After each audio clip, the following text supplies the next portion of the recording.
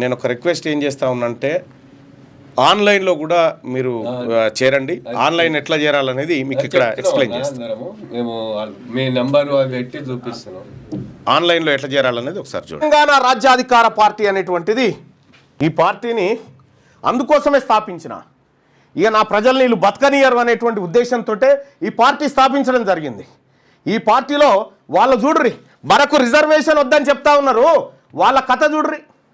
వాళ్ళు ఇగో బీసీలకు ఇచ్చిన డబ్బు గిది, ఓసీలు ఎత్తుకపోయిన డబ్బు గిది.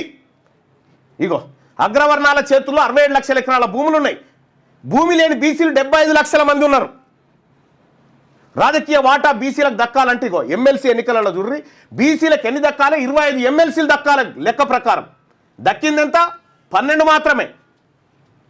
8% ఉన్న ఓసీలు 34% బడ్జెట్ను కంట్రోల్ చేస్తున్నారు. ప్రాజెక్టుల కోసం బీసీల వద్ద గుంజుకున్న భూములు 132,000 ఎకరాలు. ప్రాజెక్టులు కడతామని బీసీల దగ్గర గుంజుకున్న భూములు 132,000 ఎకరాలు గుంజుకున్నారు వీళ్ళు. బీసీలకు తెలంగాణ రాష్ట్రం వచ్చిన తర్వాత ఒక్క ఎకరం అన్న పంచలే.